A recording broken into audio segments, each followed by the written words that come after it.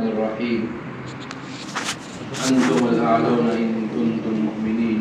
وقال تعالى في مقام آخر وكان حقا علينا نصر المؤمنين. صدق سبحانہ.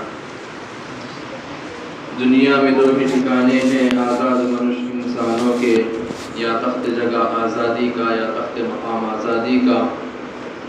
دنیا میں دو ہی ٹھکانے ہیں آزاد منش انسانوں کے، یا تخت جگہ آزادی کا یا تخت مقام آزادی کا. کچھ اہل حشم کچھ اہل ستم میخانہ گرانے آئے تھے، دہلیز کو ڈھونڈ کے چھوڑ گئے، دیکھا کہ پتھر بھاری ہے.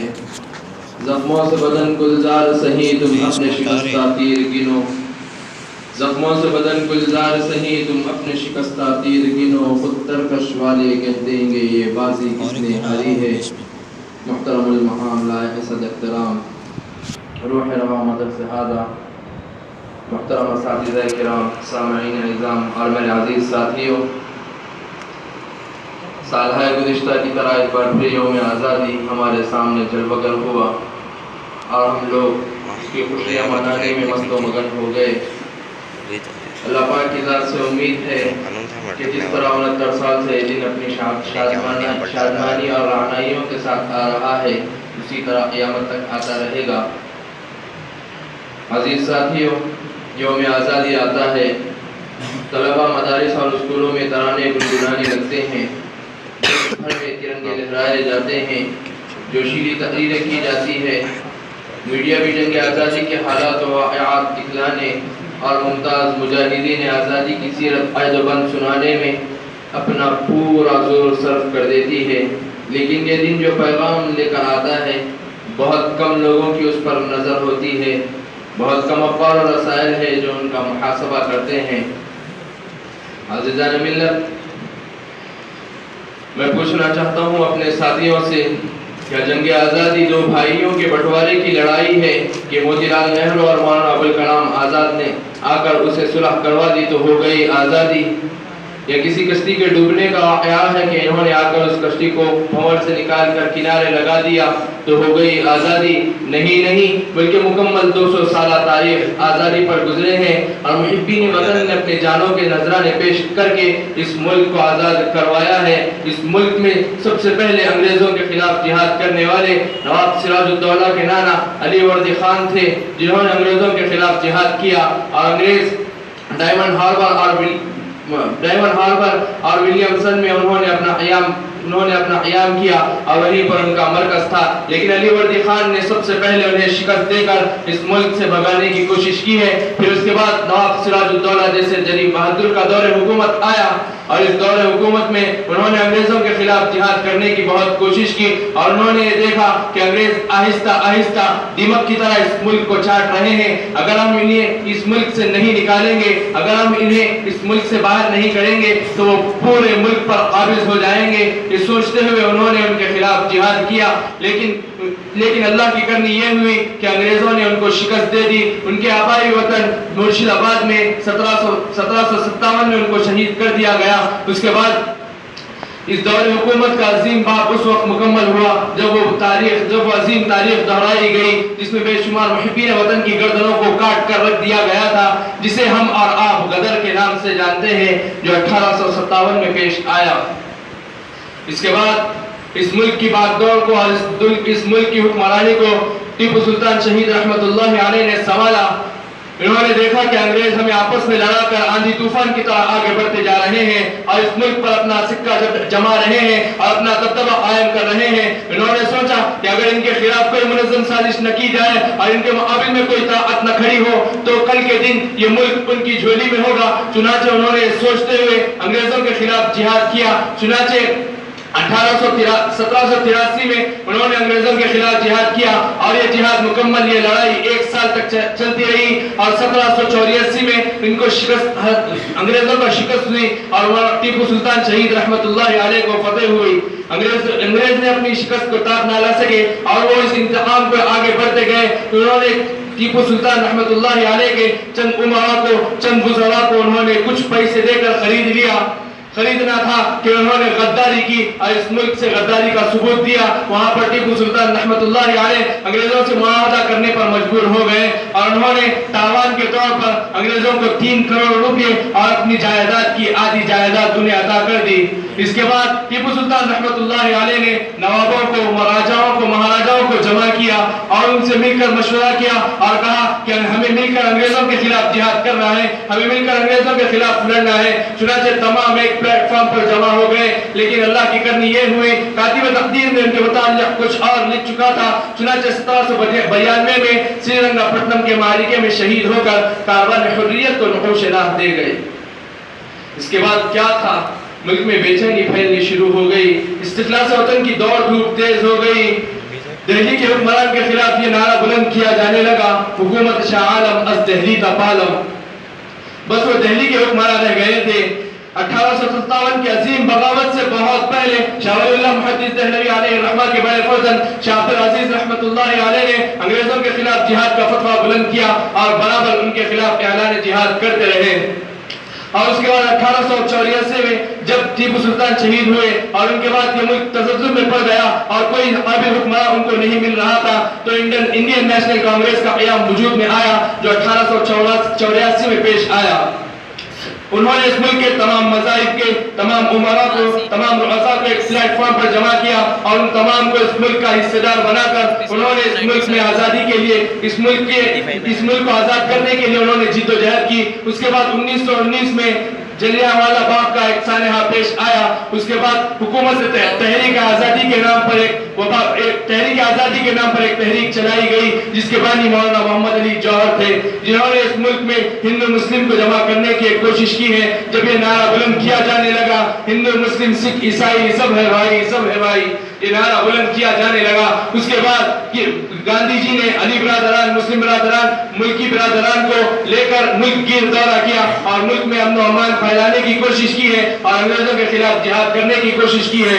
اس کے بعد شاہ عبد العزیز رحمۃ اللہ علیہ نے ان سے جہاد کا فتویٰ بلند کیا اور انہوں نے کسی بھی تازیانے کے سامنے اپنے سر کو جھکانا گوارا نہ کیا بلکہ برابر اعلان جہاد کرتے رہے. ایسے ہی سید احمد شہید، شاہ اسماعیل شہید علیہ الرحمہ نے ان کے خلاف جہاد کا فتویٰ بلند کیا اور یہی وہ تحریک ہے. انہوں نے اس تحریک کا آغاز دہلی کی مسجد اکبر آبادی سے شروع کیا. در حقیقت یہی وہ تحریک ہے جو بعد میں تمام مجاہدین آزادی کی تحریکات کا آغاز اور سنگ بنیاد بن گئی جو 1857 میں پیش آیا. لیکن 1857 کا جو بغاوت پیش آئی اس کا انگریزوں نے، باشندگان ہند کو یہ صلہ دیا کہ ان کے محلوں کو اجاڑ دیا گیا، ان کی عبادت خانوں کو مسخ کر دیا گیا، ان کی عورتوں کو بیوہ کر دیا گیا، ان کے بچوں کو یتیم کر دیا گیا، ان کے بوڑھوں کے کانوں پر نوجوانوں کے جنازوں کا بوجھ ڈال دیا گیا، ان کی عورتوں کو بے حرمت کیا گیا، ان کے املاک پر ناجائز قبضے کیے گئے. اس ملک پر انہوں نے حکمرانی کے لیے طرح طرح کے ظلم و ستم ڈھائے.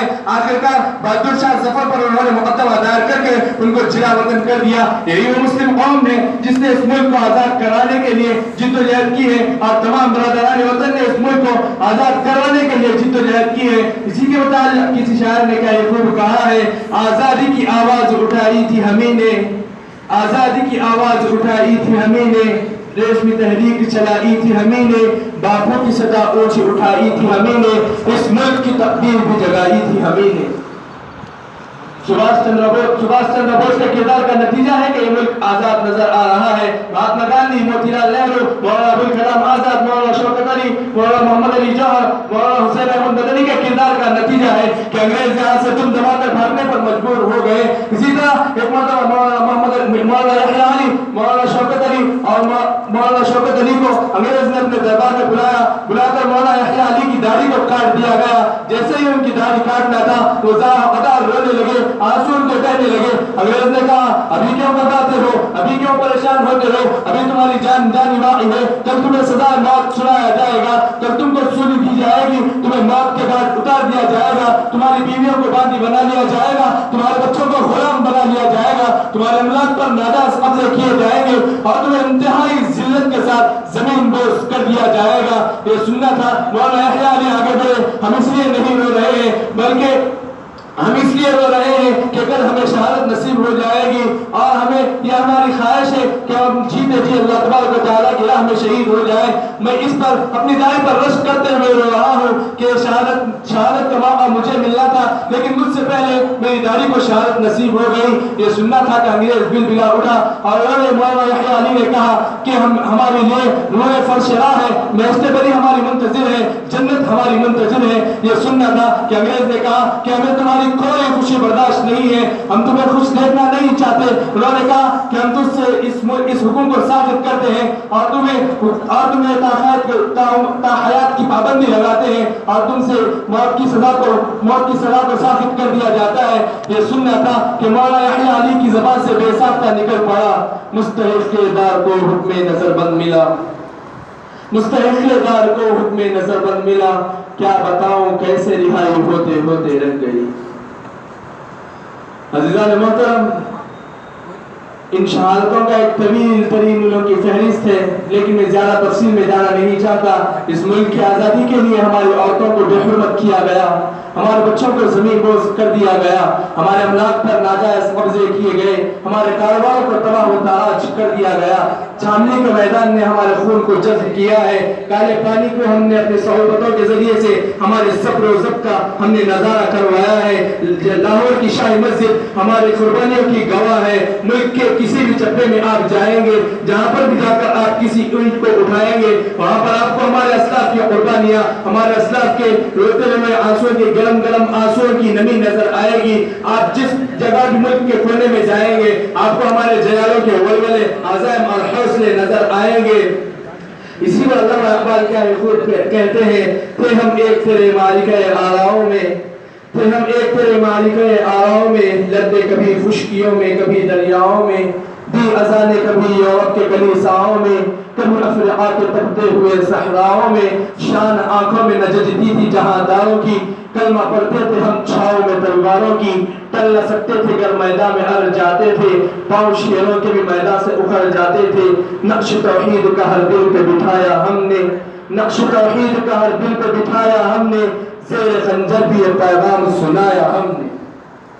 عزیزان محترم, آزادی کی ایک طویل ترین تاریخ ہے جس کے لیے بہت وقت درکار ہے. میں مختصراً آپ کو اشارتاً یہ کہہ دینا چاہتا ہوں کہ تمام برادران وطن نے اس ملک کو آزاد کروایا ہے. ہم تمام نے مل کر اس ملک کے لیے جد و جہد کی ہے. گنگا جمنا تہذیب کا ملک ایک عظیم شاہکار ہے. گنگا جمنا تہذیب سے اس ملک کو یاد کیا جاتا ہے. اس ملک کی مثالیں دوسری جگہ دی جاتی ہے. اور میں اپنے مسلمان بھائیوں سے یہ کہہ دینا چاہتا ہوں, ہم جو آج وبا, عذاب, سیلاب اور ظلم و ستم کا شکار ہو گئے, در حقیقت یہ ہماری کرنے کا نتیجہ ہے, در حقیقت یہ ہمارے اعمال کے کرتوتوں کا نتیجہ ہے. ورنہ اللہ تبارک و تعالیٰ نے کلام پاک میں صاف صاف اعلان فرما دیا, انتم الاعلون ان کنتم مؤمنین, تم ہی سربلند رہو گے اگر تم سچے پکے ایمان والے ہو.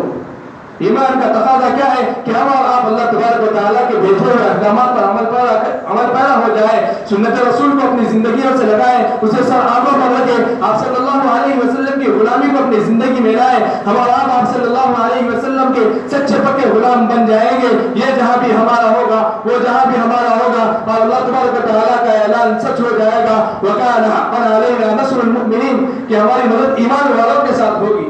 ہماری مدد ایمان والوں کے ساتھ مدد کرنا ہم پر حق ہے. یہ ہمارے اور آپ پر ضروری ہے کہ ہم اپنے آپ کو اس لیے بچائیں اور اللہ تبارک و تعالیٰ کے احکامات پر عمل پیرا ہونے کی کوشش کریں. اگر ہم ایسا نہ کریں گے تو خدا نخواستہ ہم بہت دور چلے جائیں گے اور پچھڑے ہوئے راستوں کے بہت دور چلے جائیں گے. اسی میں کسی شاعر کیا خوب کہتا ہے, سمجھ جاؤ مسلمانوں سمجھ جانے کا وقت آیا, سمجھ جاؤ مسلمانوں سمجھ جانے کا وقت آیا, بہت سوئے ہو تم اب ہوش میں آنے کا وقت آیا. جلا دانی تھی کشتیاں تم نے اندلس کی ساحل پر, مسلمانوں وہی تاریخ دہرانے کا وقت آیا. جلا ڈالی تھی کشتیاں تم نے اندلس کی ساحل پر, مسلمانوں وہی تاریخ دہرانے کا وقت آیا. مگر نہ پھر غلامی میں الجھ جانے کا وقت آیا. سنو وراثۂ اطہر سے آواز آتی ہے, سنو وراثۂ اطہر سے آواز آتی ہے, مسلمانوں میرے حرمت پہ کٹ جانے کا وقت آیا. آمین یا رب العالمین. وآخر دعوانا ان الحمدللہ.